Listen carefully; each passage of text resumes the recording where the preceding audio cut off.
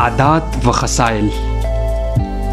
इंसान की शख्सियत का एक अहम पहलू उसकी आदात व खसाइल है। आदात से मुराद इंसान के वह एक ही तरह के रवैये हैं जिनके तहत वह मखसूस हालात में एक ही रद्द-ए-अमल का मुजाहरा करता है। तकरीबन 12 साल की उम्र के बाद जब इंसान की शख्सियत का गैर मादी वजूद नशोनुमा पा रहा होता है तो उसकी आदतों की तश्कील बड़ी तेजी से होती है। उम्र के साथ साथ ये आदतें पुख्ते होती जाती हैं। बड़ी उम्र में उन आदतों को तब्दील करना खासा मुश्किल होता है।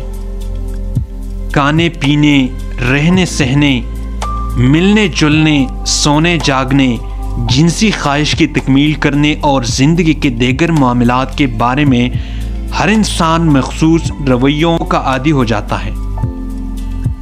अगर आप उम्र के इस हिस्से से गुजर रहे हैं या गुजरने वाले हैं तो अच्छी आदतों को अपनाना और बुरी आदतों से बचना आपके लिए खासा आसान होगा, क्योंकि शख्सियत की तामीर का काम अभी तेजी से जारी होगा।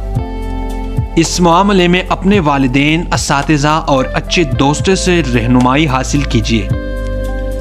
इस उम्र में बुरी दोस्तों से परहेज इंतहाई ज़रूरी है, ख्वाह आपको वह कितने ही पुरकशिश क्यों न महसूस हो, क्योंकि यही किसी शख्स में बुरी आदतों के पुख्ता होने का बायस बनते हैं।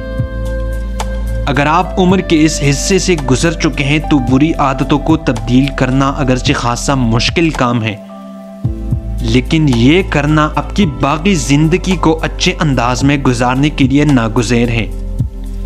आप अपनी खुद एतमादी के जरिए इन बुरी आदतों को शिकस्त दे सकते हैं।